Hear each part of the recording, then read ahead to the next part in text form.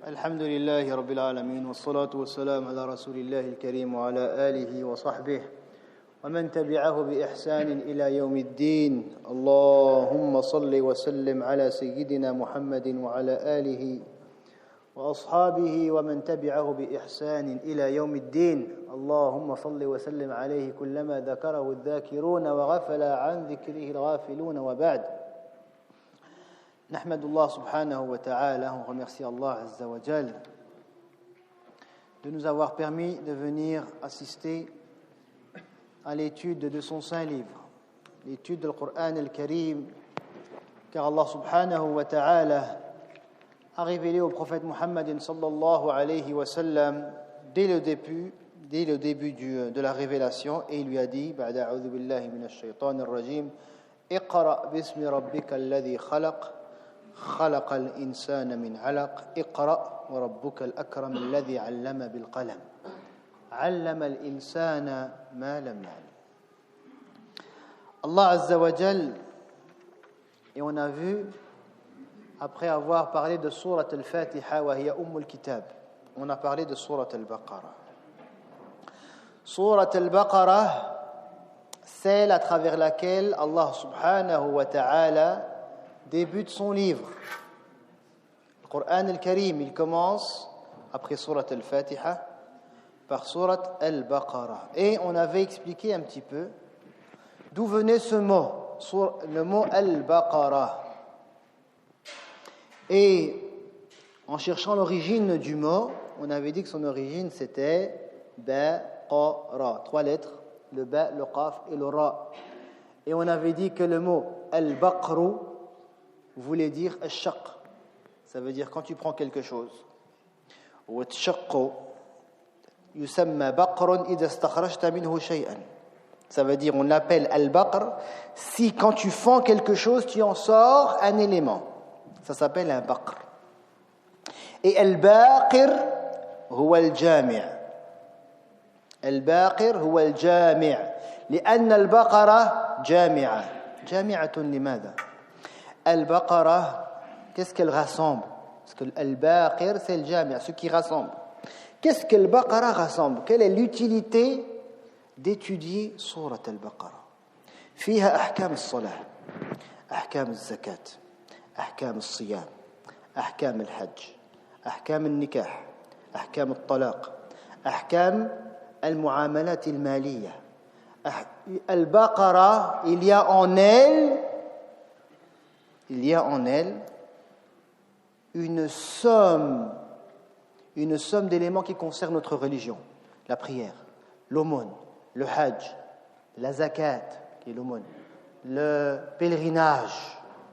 On a à l'intérieur d'elle quoi encore? Tout ce qui a trait au mariage, au divorce, etc., etc. Cela est... Quand Allah subhanahu wa ta'ala nous dit Surat al-Baqarah, لماذا قدمها? Pourquoi lorsqu'on veut faire cette comparaison en disant pourquoi il a mis Surat al-Baqarah au début du livre, وأخر الرحمن, Surat al-Rahman, وأخر Surat Muhammad, Surat Ibrahim, c'est-à-dire que toutes ces sourates-là avec ces nobles noms, Surat al-Rahman, la Surah Ibrahim, Muhammad, elles sont après. Donc il y a en son nom, Surat al-Baqarah, un élément qui mérite d'être médité. Wallahi, qui mérite d'être médité. Tu as entre les mains le livre d'Allah subhanahu wa ta'ala. Kitabullah bayna yadayk. Et Allah Azza wa Jal te dit dans le Coran al-Karim afala yatadabbarun al-Quran. Ne sont-ils pas à l'étude du livre saint? سؤال يسأل أفلا يتدبرون القرآن أم على قلوب أقفالها. Est-ce que leurs cœurs sont scellés? Donc lorsque Allah subhanahu wa ta'ala il commence par une sourate, on ne peut pas se dire qu'Allah Azza wa Jal il l'a mis comme ça par hasard. لا فيها معنى. Le prophète Muhammad sallallahu alayhi wa sallam il dit اقرأوا سورة البقرة في بيوتكم. Quand tu lis Surat al-Baqarah fil bayt, qu'est-ce qui se passe? Les shayatins ils sortent. Al-Shaytan, il s'enfuit lorsqu'il entend Surat Al-Baqarah. Et on a dit que Al-Baqr, c'est quoi? Faire sortir quelque chose. Parce que le prophète alayhi salatu wassalam a dit, ne faites pas de vos maisons des tombes. وَلَا تَجْعَلُوا بُيُوتَكُمْ أَوْ بُيُوتَكُمْ قُبُورًا. Ne faites pas de vos maisons des tombes, des trous. Et quand tu mets Surat Al-Baqarah dans ta maison, Al-Shayatin sortent. Donc on a quand même une vision qui est incomparable. Allah subhanahu wa ta'ala, dans cette surah encore, on avait dit que Al-Baqarah fait partie de Al-An'am. Et Allah subhanahu wa ta'ala, ماذا قال عن الأنعام؟ قال ثمانية أزواج. Il y a dans l'An'am 8 catégories, ou 4 catégories d'un mâle et d'une femelle. Nous avons les chameaux ou les camélidés mâles et femelles. On a les ovins. Dans les ovins, vous avez les moutons et les ovins et les caprins. Aïwa. Et on a la 4e catégorie, les bovins, dont le Baqarah fait partie. Et on avait dit que le Baqarah, elle avait une spécificité. Juste en parlant des bestiaux, il dit, mais pourquoi il parle de l'an'am? Wallahi, l'an'am, les bestiaux dans le Coran al-Karim, si tu t'y attardes, tu trouves qu'Allah subhanahu wa ta'ala, lorsqu'il te cite toi, il cite aussi l'an'am. Lorsqu'il dit mata'an lakum wa li'an'amikum. Et dans le Coran al-Karim, souvent, Allah subhanahu wa ta'ala nous rapproche de l'an'am. Allah azza wa jal dit, Surat al-Zumur, خلقكم من نفس واحدة ثم جعل منها زوجها. Il vous a créé d'une seule âme. Et il a créé à partir d'elle sa paire, زوجها. وأنزل لكم الأنعام. شوف, 3 éléments. Vous, votre compagne et l'an'am. Parce que les bestiaux, ce sont les êtres qui nous accompagneront toute notre vie. Pourquoi? Parce qu'ils nous donnent quoi, les bestiaux? Allah subhanahu wa ta'ala, il dit, vous vous nourrissez des bestiaux. Vous vous vêtissez les vêtements des bestiaux. Elles sont pour vous-même, vous construisez à partir d'eux vos demeures et vos maisons. Et elles sont même un ameublement pour nous. Tu vas dire, où est l'ameublement pour moi, les bestiaux aujourd'hui? Celui qui a un fauteuil en cuir, il sait, c'est le cuir qu'il a, il n'a pas été fabriqué par... Non. Alors, l'an'am, l'importance, et l'importance aussi de l'eau. Allah subhanahu wa ta'ala, lorsqu'il nous cite dans le Coran al-Karim, al-ma', Allah azza wa jalla, le premier nida qu'il fait, il dit, Ya ayyuhan nas, ittaqu rabbakum alladhi khalaqakum min nafsin wahida. يا أيها الناس اعبدوا ربكم الذي خلقكم والذين من قبلكم لعلكم تتقون الذي جعل لكم الأرض فراشا والسماء بناء وأنزل من السماء ماء فأخرج به من الثمرات رزقا لكم. Allah Azza wa Jal nous fait toujours et nous rappelle toujours l'importance de l'eau. Il dit وَكَانَ عَرْشُهُ عَلَى الْمَاءِ. Son trône, subhanahu wa ta'ala, est établi sur l'eau. Et il dit encore, subhanahu wa ta'ala, toute chose, nous l'avons créée à partir de l'eau. Toute chose. Allah azza wa jalla l'a créée à partir de l'eau. Donc l'eau est un élément pour nous qui est vital. Allah subhanahu wa ta'ala, et j'avais cité aussi, que tous les prophètes, ils avaient été bergers. Pourquoi? Pourquoi les prophètes étaient bergers? Souvent, ils vont me dire, la réponse, elle est, parce que pour être berger, il faut savoir conduire un troupeau. Et pour que plus tard, le berger, il conduise une umma, il faut qu'il ait conduit un troupeau. C'est une erreur de penser ça.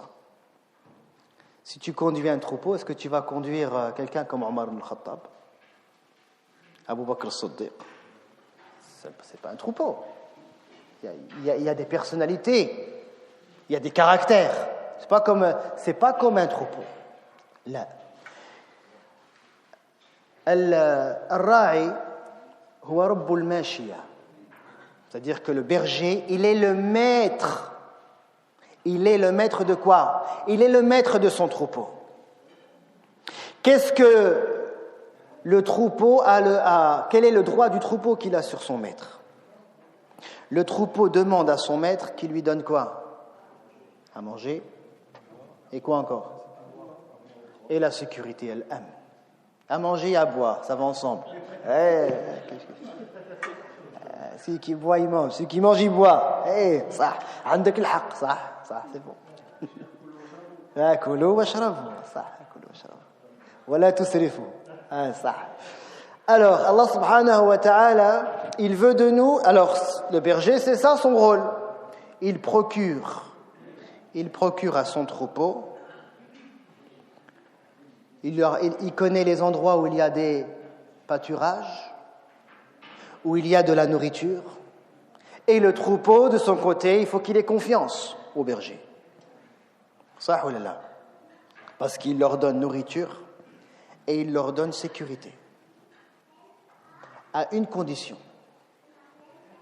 Le troupeau, est-ce qu'il doit désobéir ou pas? Jamais. S'il désobéit, il n'aura ni nourriture, ni sécurité. Si le berger il dit il faut aller là et que le troupeau il se dirige de l'autre côté, qu'est-ce qui se passe?